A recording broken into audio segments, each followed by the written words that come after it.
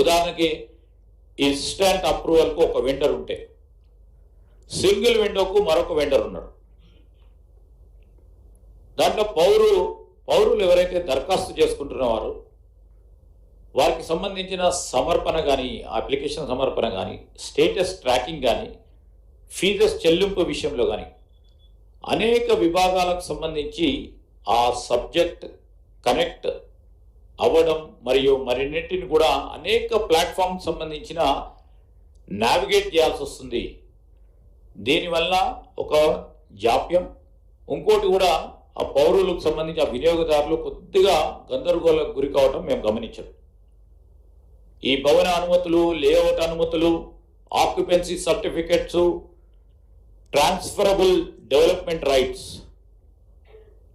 టీడీఆర్కి సంబంధించిన సర్టిఫికెట్స్ జారీ చేయడం, అనధికారికంగా నిర్మాణ నోటీసులు జారీ చేయడం వంటి ప్లానింగ్ సంబంధిత సమస్యలకు సంబంధించి సింగిల్ పోర్టల్ ఉండటానికి ఒక నూతన అప్లికేషన్ ప్రభుత్వం తీసుకురావాలని ఈరోజు బిల్డ్ నౌ ఒక కొత్త టెక్నాలజీకి సంబంధించిన అప్లికేషన్ను తీసుకురావాలని నిర్ణయం చేయడం జరిగింది.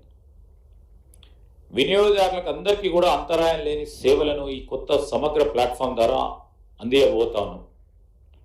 అవసరమైన అన్ని సేవలు ఒకటే ప్రదేశంలో అందుబాటులో ఉండే విధంగా మరి ప్లానింగ్ చేయటం జరిగింది. ఈ కొత్త application, I would like to say, కొత్త అప్లికేషన్ దేశంలోనే అత్యంత వేగవంతమైన డ్రాయింగ్ స్క్రూటినీ సాఫ్ట్వేర్ కలిగి ఉంటుంది మరియు హైరైజ్ భవనాల స్క్రూటినీ కూడా కొద్ది నిమిషాల్లోనే జరగబోతుంది. దీంట్లో ఈ అప్లికేషన్లో పౌరులకు జీవోకు సంబంధించిన అంశాలు కానీ, అదేవిధంగా రూల్స్ కానీ, ఆర్టిఫిషియల్ ఇంటెలిజెన్స్ ఆధారిత సహాయం ఉంటుంది. దాంట్లో ఈ ప్లాట్ఫామ్ ఈ ఏఐ ఆధారిత చాట్ సపోర్ట్ సిస్టమ్ని కలిగి ఉంటుంది. అంటే ఎవరికైనా ప్రశ్నలు ఉంటే వెంటనే ఆ అసిస్టెంట్ని అడిగితే ఇమ్మీడియట్గా ఏఐ అసిస్టెంట్ ఇమ్మీడియట్గా కూడా ఆన్సర్ చేయడానికి రూల్స్ ఏ విధంగా ఉన్నాయి, జియో ఏం చెప్తా ఉందని చెప్పడానికి ఏఐ సపోర్ట్ సిస్టమ్ని క్రియేట్ చేసి ముందుకెళ్తారు. ఇది భవన నియమాలు మరియు నిబంధనలపై తక్షణ సమాచారాన్ని వినియోగదారులందరికీ ఇవ్వడానికి వీలు సంకల్పన చేస్తుంది. భవన అనుమతులు లేదా నియామకాలకు సంబంధించిన సందేహం ఉన్న ఏ పౌరుడు వారికి సహజ భాషలో అడగవచ్చు మరియు తక్షణమే సమాధానాన్ని జీవోల మూలాధారంతో సమాధానాన్ని కూడా పొందవచ్చు.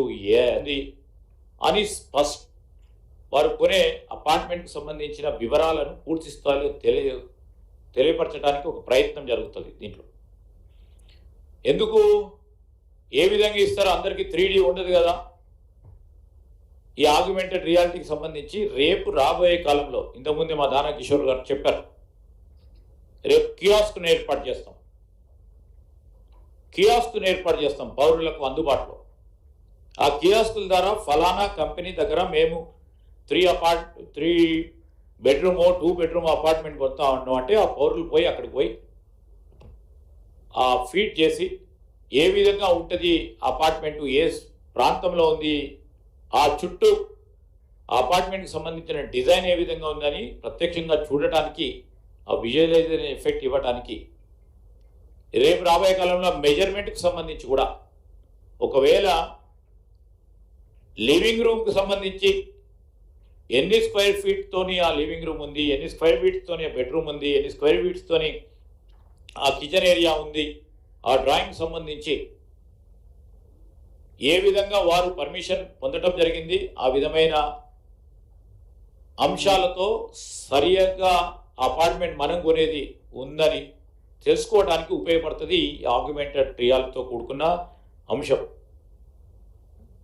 మరి మీరందరూ ప్రత్యేకంగా చూసింది ఇప్పటి వరకు విఆర్లో మీరందరూ కూడా చూసింది.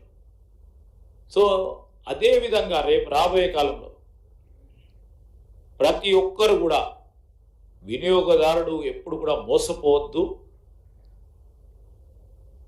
అనే అంశంతో ప్రభుత్వం ముందుకెళ్తా ఉంది. అదేవిధంగా మేము కట్టింగ్ ఎడ్జ్ టెక్నాలజీస్ని ఉపయోగించుకోవాలని,